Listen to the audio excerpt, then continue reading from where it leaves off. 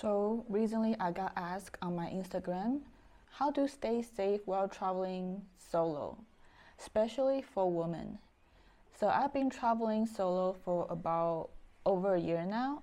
I still got asked about these questions very often. Better to have a long form videos to explain.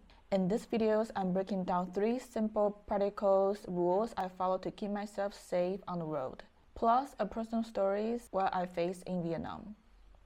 Let's dive in. Before I start, do you know the iPhone emergency call? If you press the turn off button and the volume on button, it will show on the screen where you can have very quick access to the emergency call on your iPhone. I'm not sure if other phones have the same feature.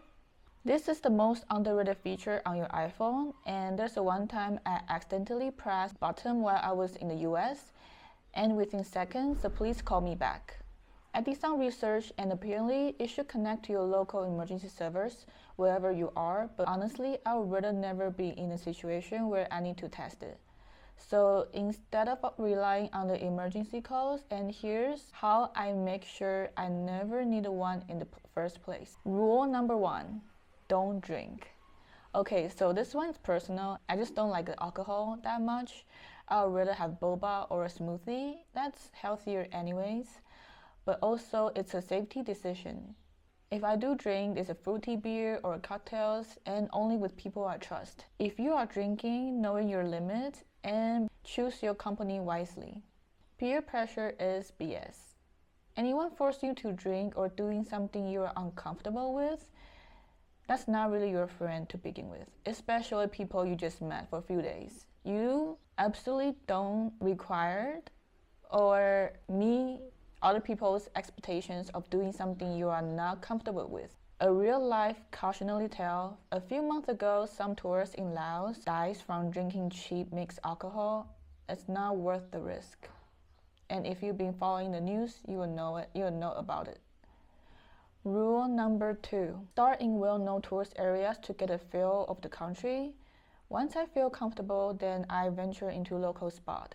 For example, I've never been to Central or South America, and after 2 months being here, I started to hang out with locals and exploring smaller rural areas. It's like difficulty setting in the video games. Started easy mode, then gradually level up. Only until recently that I feel more comfortable hanging out with locals alone other than staying with the tourist. Rule number 3. I have one simple rule when meeting new people. If something feels off, I trust my guts, no second guessing.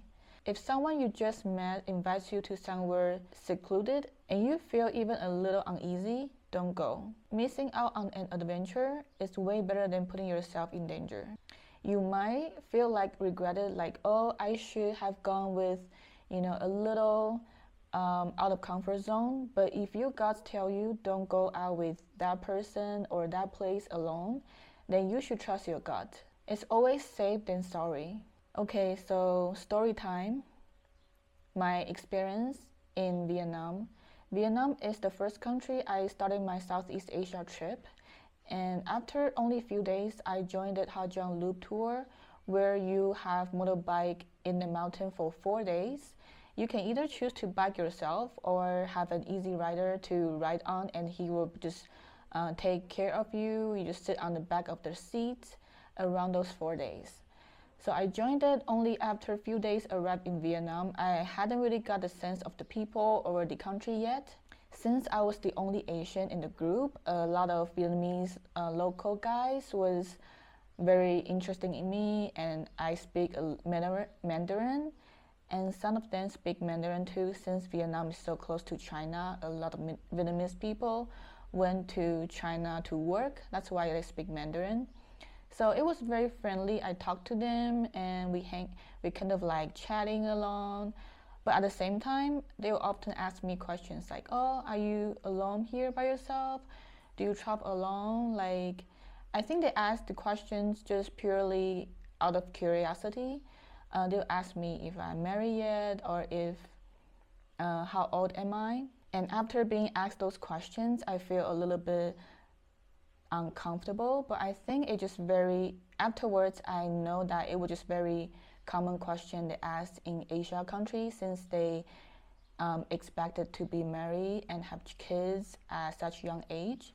So they were just surprised that I'm a woman who travel alone in my 20s and doesn't have kids or married. So after that, I told one of the girl in my group to make sure that I show up at dinner every night. Sometimes during the motorbike tour, some riders will go off route and then come back at the end of the day to rejoin the group, and just feel a little bit sketchy. And also, I'm not sure if they take you somewhere, you will never know if you'll be back. Like if they take you somewhere, they can easily just be missing. And especially I joined the group as a solo traveler, so no one will really make sure that one person missing or something. And the girl immediately got it, and we make sure to check in with each other every night. It sounds dramatic, but honestly, it gave me peace of mind. So my final thought is, if you ever considering or worried about traveling solo, start small and build confidence. My first ever solo trip was when I was in around 20 or 21. I went to New York City by myself. And honestly, US is one of the most dangerous countries in the world. People can carry guns. There was many homeless everywhere in the subways, and people got pushed out of the subway. So I always try to keep standing against the wall when I was waiting for my train. I already started building this alarm instincts while I was at a very young age. And after living 4 years at New York City, to be trained, to be aware of my surroundings, I actually feel safer abroad than I did in the US. Asia in general is super safe if you stay in the well-traveled areas.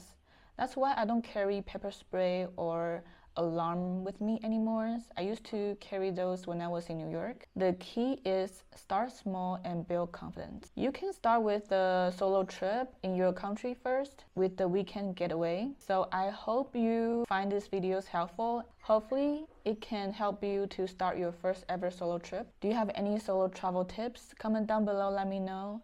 And I often share about my daily travel stories and tips on my Instagram, so feel free to follow there. And if you like these videos, please give me a thumbs up. See you guys.